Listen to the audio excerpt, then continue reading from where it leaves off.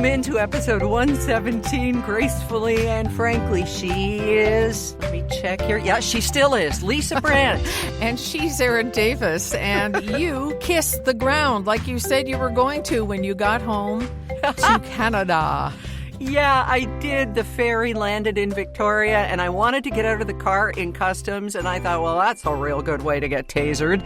So I waited until we pulled out of Victoria Customs and pulled in front of the BC legislature with its brand new enormous Canada flag. Got down on my knees right next to the curb, which in retrospect may not have been the, let's say, most hygienic place for me to kiss the ground. It was definitely, probably, almost certainly dog-friendly area, but I kissed it. That was my first thought when I saw you, is like, that's where you would walk the dogs, and oh no! But anyway. See, that stuff never crosses my mind. I don't know what it is about my mindset, Lisa. I put cream into our coffees as soon as we got home, and the cream had been here since before Rob came down to get me, so it smelled fine, but then it just glopped into his cup. So, well, I got him another cup because I'm just that good a wife. But anyway, kissed the ground, glad to be home, and learned so much on the trip home. Boy. Okay, well, you had some conversations, and what kinds of things did you learn?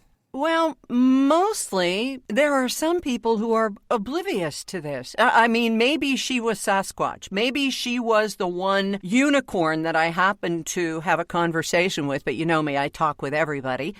And it was a woman working behind the desk in a hotel as we were checking out. And I was kind of sad about saying goodbye and that I was sorry about the trade wars and stuff. And she just looked at me like, I have no idea what you're talking about. And this was a 52-year-old woman who came to the U.S. from Hungary when she was about 6 years old or so. She is still afraid that she might get sent home under this new regime. But that's why she keeps herself in a news bubble. And I didn't really have the heart to tell her about it because who am I to burst that bubble? And they're going to be seeing it in the hotels. As we were on the ferry home to Victoria, the previous run of that same boat had the mayor of Port Angeles, the little city that is the last stop before you get on that ferry, had the mayor of Port Angeles coming over to Victoria to meet with our mayor in sort of an amnesty visit. Yeah. She wanted to apologize for what was going on in her country, and they're just trying so hard to keep Canadians coming over, but quite literally, and with all puns intended, that ship has sailed. It has. The woman in the news bubble isn't an anomaly either. I think it's so stressful. I'm hearing this from a lot of people, so it's anecdotal. I don't have scientific facts, but that it either stresses them out so much or they just get so mad that they spend too much of their time on social media yelling at people. Yeah. And that doesn't help their health situation, their mental health situation, but we just all feel so helpless. And I think the news bubble is getting bigger for a lot of people. It's like, just tell me when the coast is clear and I'll come out. But until then, I just don't want to know about it. I feel sorry, Lisa, for people who are watching HGTV and stuff, and the ads just keep on coming up and coming up and coming up. You know, they're watching their nice show, and then they see a politician on TV, and it's like, shut up! But it's reality, right? It's what's going on. I mean, I'd want to know what's going on to a large degree, not as large as when I was a journalist, but right. If I suddenly go to the store and something I want is 3 times the price, I'm going to want to know why. Yeah. You know, and all this talk about eggs. So did you see what Fox News people were doing to cover the whole high price of eggs situation? Oh, God, no, what? Some of them were talking about the joy of now having backyard chickens. Oh, because freedom chickens. This is...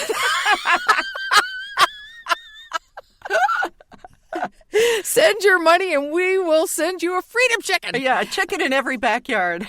Yeah, so it's something else. But when you and I were in Palm Springs and we talked to a woman who had lost her house in Los Angeles fire, she didn't know anything about it either. Of course, it's been several weeks since then, but when we told her about it, she just assumed it was a joke. And I think that's probably how many of us took it at first. I know I did. I thought, oh, he's just saying this to get us riled up, but we know better now. Yeah, but you're not talking about the backyard backyard chickens being a joke, you mean about the tariffs. The tariffs, yes. Yeah. Oh, no, backyard chickens are no joke. No, and we love that. I have a cousin in Calgary, and she's got backyard chickens, and she also has 3 children, so I think she's lost her mind.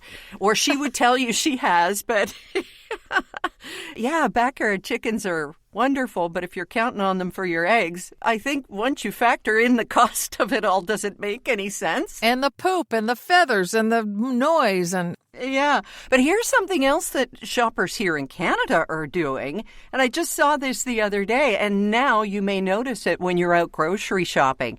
People are starting to turn products upside down once they've gone through the labels with their app or just standing there reading it, so that other shoppers know not to buy it. Huh. I remember my grandmother, tried and true Albertan. She was just every stereotype. When she saw a label in French, Lisa, she would turn the can around. Oh, my mother did the same thing. Oh, my God. My mother lived in northern New Brunswick for a while when my dad's company was there doing some work. And it's very French, and they didn't have things in English. And so she developed this. So this was her thing that she felt discriminated against. So she would always turn it around. Oh, yeah. It wasn't my thing at all. But no, it didn't pass down through the family tree. But now this is a thing, turning the products upside down. There's a couple of things about that. First thing that came to my mind was, oh, the poor stock boys and girls and men and women and everybody who has to work in the store and go, oh, God, we got to rearrange the pineapple again. But on the other hand, it is doing your fellow shopper a favor. It is. It's very helpful. It occurred to me also, though, that it could turn into something where, when you have a book out, Aaron Davis, best-selling author, that some people will go and do you a solid and put your book out front so that if it's, not in a front shelf. And I wonder if, there could be mustard wars or something where someone turns mustard upside down when it's really Canadian, but they want their mustard to be sold. I just wonder if it could be abused. Probably not. Who knows? You know what I've heard? I've heard some authors have gone into stores and put their books up front themselves. I'm just saying. Do we have any video evidence? No, but my daughter-in-law will tell you that I mortified her by doing it at the Indigo in Barrhaven, Ontario. So what the heck? If I don't do it, who's going to do it? Is Linwood Barclay going to come along and put my book in the front? No, but I would do it for him. Right.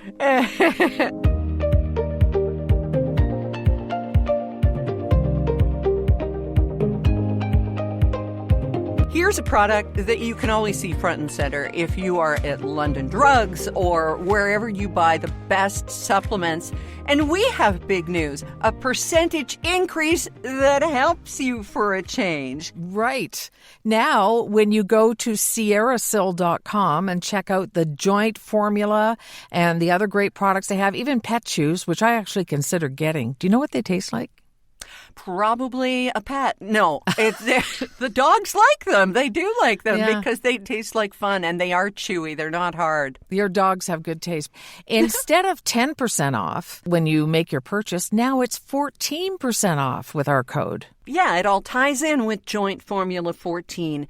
What is it? Natural minerals. Good for you. Good from the planet, and a Canadian company. And it's great for your joints and your knees and your shoulders. It's part of the guarantee. You'll feel a difference within 14 days or your money back. So here's where you go to find out more. sierrasil.com. Sierra, like the mountains, SIERRASIL.com. And don't forget that code, GF. You'll get 14% off. Hey, while we're talking shopping, boy, big news, or was it big news, from the Bay last week?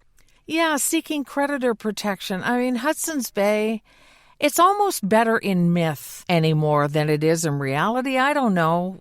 I remember when Eaton's closed, it was very upsetting. I loved going to Eaton's and still went, but I haven't been into a Bay or shopped at a Bay for so long. Have you? Just if I'm looking for a particular pair of jeans or some Ralph Lauren or something like that. Of course, I don't do that very often anymore. I don't have a life that requires much besides leggings and pajamas.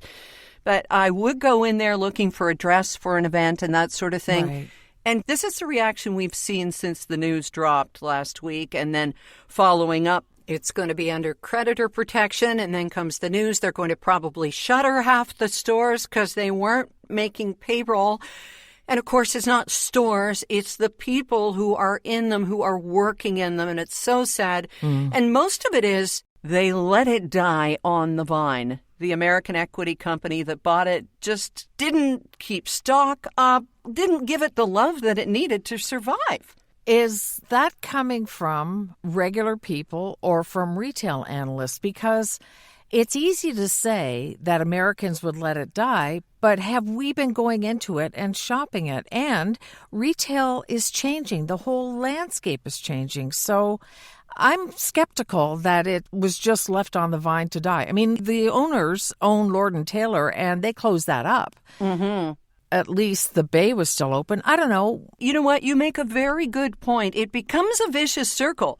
You don't shop there because it's not what it used to be. And if you don't shop there, they don't have an opportunity to make it what it used to be. Right. So is this a product, another side effect of COVID, when we learned to shop on Amazon? Because I had never bought anything on Amazon prior to COVID, Lisa.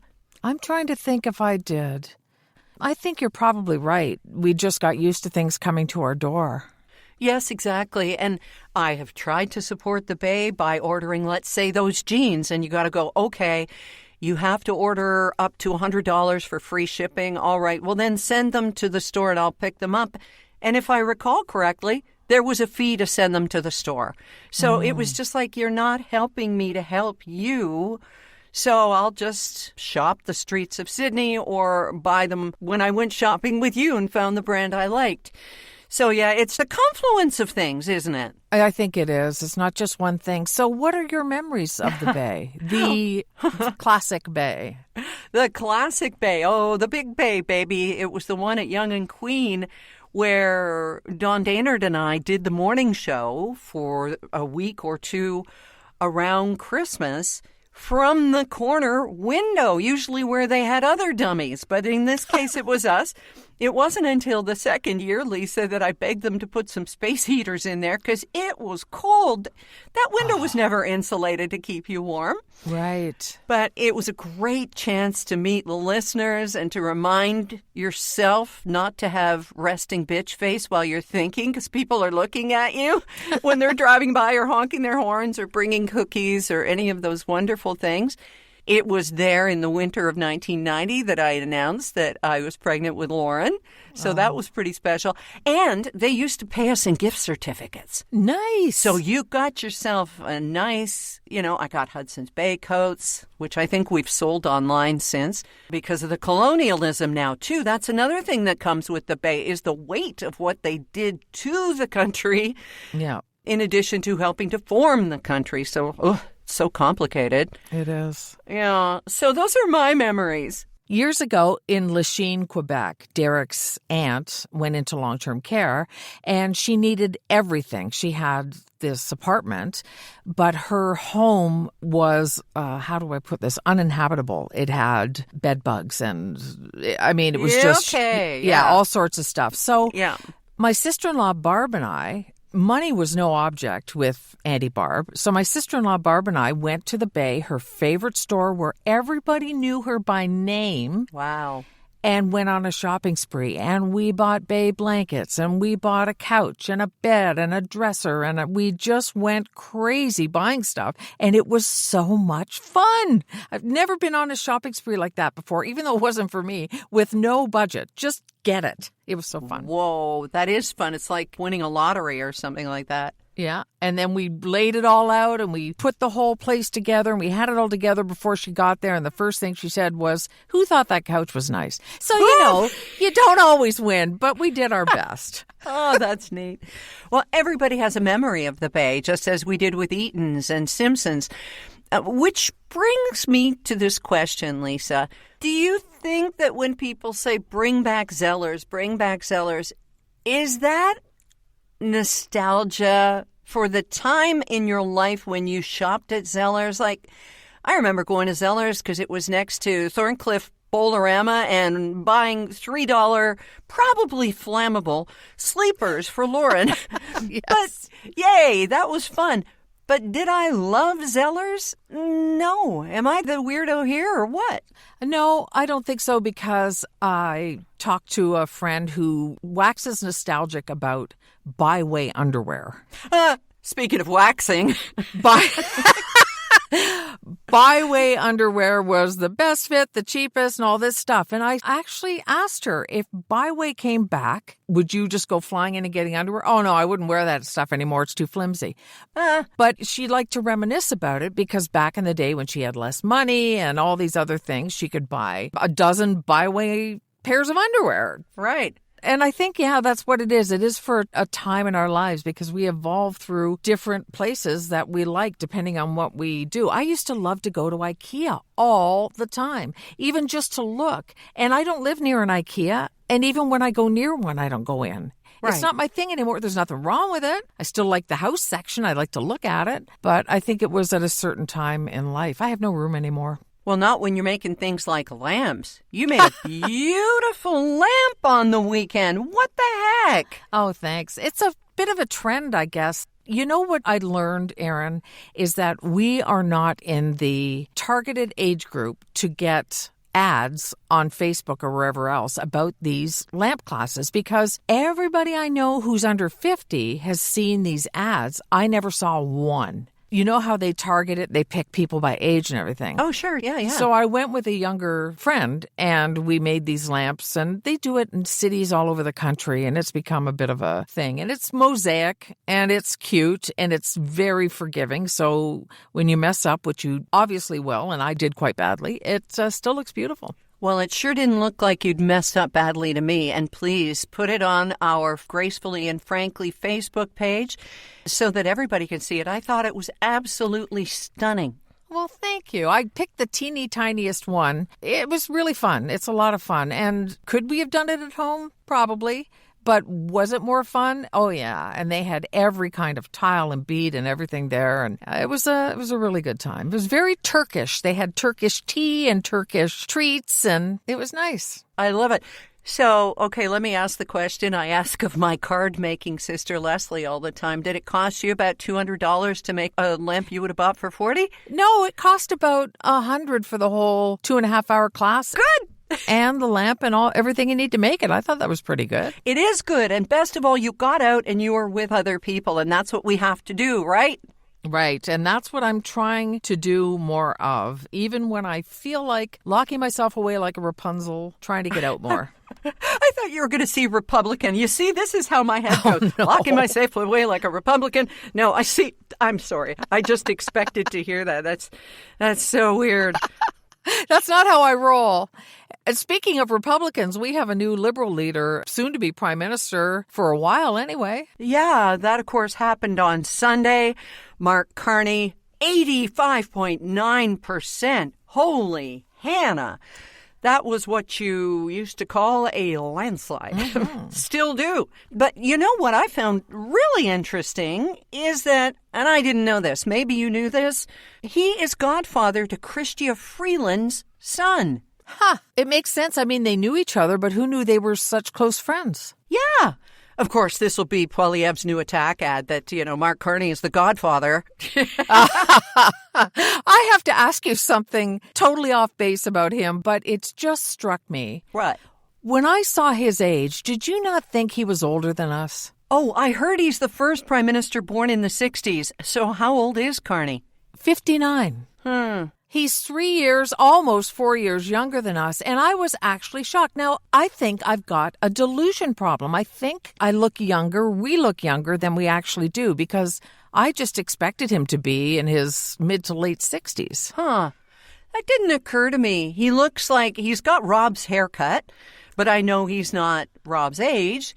No, it never really occurred to me because I don't think of age in terms of experience. How about Jean Chrétien, though, at 91, just spitting facts and truths, and he's all out of F's, and just from one old guy to another, stop the nonsense.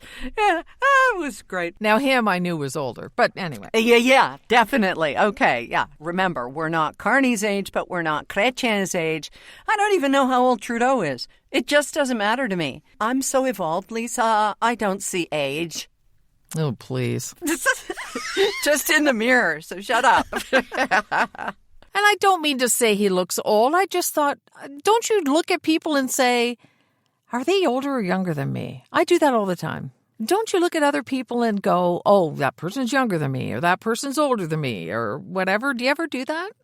Only with celebrities, because I'm watching the Oscars, and I swear to you, half the time I'm on the phone going, how old is this person? How old is that person? And then, of course, you look at Demi Moore and you just go, okay, no, you don't get to because you've had so much work. It's good work. It's great work. And I will never begrudge anybody any work. But you become a whole different category under the special double jeopardy celebrities who've had work. Right. Yeah, I guess I do that.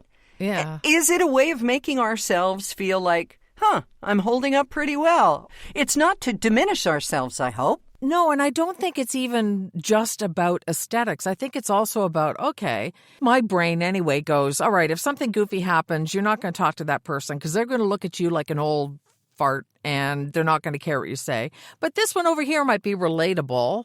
I don't know. I kind of do that whole assessment thing. I think it's a safety thing that our brains do. I go back to when we lived in caves and there were saber-toothed tigers or something. I don't know. How safety? How do you mean?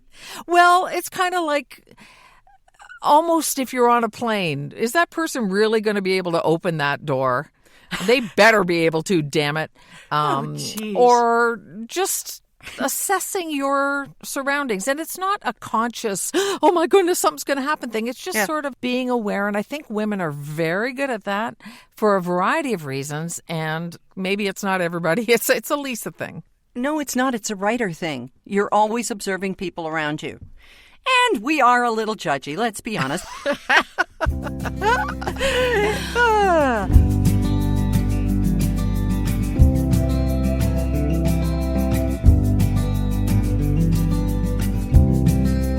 So we're going to hear about our sponsor, Envy Pillow. Haven't forgotten Kathy and Kim in just a bit. And we have a call from a brand new GNF listener. But first, Elisa, can I ask you if you've seen the new medical drama, The Pit, starring Noah Wyle? I have not. It was recommended to me. I looked for it, and we don't get HBO, and I just cannot pay for another streaming service, so no. Yeah, we get it here on Crave, which I think is Canadian. Yes, but it's also a service you pay for, so yeah. Okay, you are one of these people who have figured out how to watch things on other platforms. Can you explain to me, like I'm 6, how something like a Fire Stick or whatever it is that you use, because people are trying to cut off things like Netflix and Prime and all of that stuff. I don't use the Fire Stick anymore. Oh. So I'll tell you that from the outset, but we did for a couple of years, and we know lots of people who use it. Now, it is a purchase from Amazon. Oh. It's an Amazon Fire Stick, a one-time purchase, and it's somewhere around $100, and you get this little stick. But not only do you need the stick, you need a guy or a girl who has the app that you connect to bring you all the programming. And this is where it gets into a gray area. Oh, geez. Because you're seeing everything on Netflix, everything on Amazon Prime, everything that is available, but you're not buying the subscriptions. Now, how this is legal, I have no idea. But one of the reasons we stopped, it always bothered me. Don't get me wrong. So many of our friends do it, and they act like it's no big deal. The man makes enough money. It's not a big deal. It always bothered me. And then one day, they cracked down on our guy and took him offline. And we had nothing. And he, of course, got up and running again and everything's fine again. But eventually, some regulator or something's going to come after all this stuff. Yeah. The other thing was with live programming, it buffers a lot. Oh. Yep, and that's so annoying. And it was always during sports because everybody be watching football at the same time. Right. And you also can't record anything. So you can't time shift recording. Oh. Yeah, there are a lot of trade-offs for it. But if you're looking for free and to get absolutely everything possible out there, well, this is how it's done. So we dumped that and went to just cable. That's why we're paying for any streaming services again. And I feel so much better. I sleep better at night. And our friends just waited for the guy to get his stuff back up. And it's like, okay, we're good again. I think it was $25 a month to him. But you can get anything, any movie, anything. It's gross. Well, I'm not any clearer on whether I should do it. I'm not saying you're not, but we are so afraid of anything illegal. And that goes back to working for Ted Rogers, right? I didn't want to show up in the newspaper for having been hauled off to cable jail for having stolen a signal or something. So, right. But just to be clear, this isn't illegal. It just hasn't been made legal. It's in a gray area that hasn't been covered yet. So they will come for it. Oh, gosh. But they haven't yet. So, yeah, I totally get it because one day you might wake up and you've got nothing because somehow they found all these people and cracked down on them or whatever. Yeah. No, I understand. Okay. Yeah, that's why you wouldn't boost that car with me out in Palm Springs. I get it. Plus, it was electric. So how the heck are we going to do that? Well, something very interesting that you sent me, a story about dessert stomach. Dessert stomach. And this, of course, you know me, science first. There is science behind why when you're out for dinner, not you specifically, when people are out for dinner, that even though they're full, they can still have just a bit of dessert. Well, we've had that Thanksgiving dinner, Christmas dinner, whatever. You are so full you can hardly move. But boy, howdy, you are making room for that pie or whatever. Okay, so there's actual science. All right, we're listening up. Okay, so there are two things that converge to make this happen. One is that your taste buds and your brain get so used to what you're eating in your dinner that it stops being as appetizing. You get your pasta dish or whatever, and it's so amazing at first, and then it's like, okay, I'm just eating the same thing. That's what your brain is being told. So it wants something new. Something new would be more exciting. That's one thing. The other thing is you crave sugar. It's a desire for something sweet. And if somebody says something sweet is available, your brain goes, I would like that, please, because I would like something sweet. So you've got the bored taste buds. Okay. And the propensity for something sweet, and somebody comes along with the dessert, and your stomach goes, yeah, hello up there. I got room. I'll make some room. Huh. And then you have a little bit of whatever. A little bit. We were in a restaurant recently, and they had mini versions of all of their desserts, and it was the best. Come on. Wow. Do you ever think that if more restaurants had a dessert cart that went by, instead of just a piece of plastic in front of you that's easy to go, no, I don't think so. But if they actually went by, I think that they would sell a lot more desserts. I know it would take more labor, but there's got to be something to that. There's a restaurant in Port Dover that does that. And they roll a little cart with all their petrified desserts on them. And it is much harder to turn it down when you're actually looking at it. I think you're right. It would be a bigger deal, but it's kind of like their signature thing. I think so. I think they sell a lot more dessert that way. Dessert stomach. So now you know. It doesn't mean muffin top. It means actually having room in your tummy for dessert. Okay. Now, quite apart from having just discussed dessert, something came up about Ozempic that you found out that I thought was really interesting. Well, my doctor told me that Ozempic is much, much cheaper at Costco if somebody is on that kind of drug. Yeah. And you don't have to be a Costco member to use their pharmacy. And this I did not know. I had absolutely no idea. Wow. Yeah, it might be worth it to switch pharmacies if you're taking something like that. Yeah, Costco has just about everything. You know what they don't have? Envy pillows. Why? Because it's a 2-woman operation with other people who also, of course, are part of it. It's Canadian. These are such high-quality pillows. You can learn about all the different sustainable materials that go into the MV pillow on their website and all the accessories and the different things that they're into, all with the same ethical approach and the integrity they put into it. We wouldn't be sleeping on them if we didn't believe in them, and we both do sleep on them. And bought them, too. Yes. So these weren't freebies. No. But you know what? You can care about supporting Canadian, but the bottom line is what these pillows do for you. Go to envypillow, E-N-V-Y, pillow.com and get 10% off using our code GF. Well, we are excited to tell you that we have another call this week to our gracefullyandfrankly.com website. It's just one click now. And this one's a brand new listener to our podcast. Yay! Hi, Lisa and Aaron.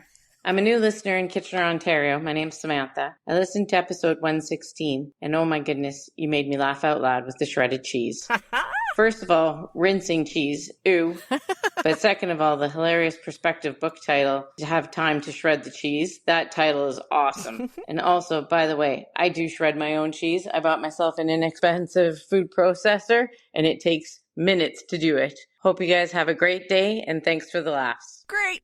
Thank you for finding us, Samantha, and tell everybody you know, won't you? Yes, tell them they can find us and all 117 episodes at gracefullyandfrankly.com. Our spanking new website doesn't explode over the Gulf of Mexico, and we have so much more there, too. You can shop, see how easy it is to send us a message, whether voice or an email. Everything is just like a click. Yep. And you can listen to our podcast there, but we love for you to visit gracefullyandfrankly.com. Yeah, thanks for that. And it's completely legal, no gray areas. It's all Canadian. Elbows up, les coudes levés, my dear. You betcha. You as well. Back to you. Bye for now. Bye-bye.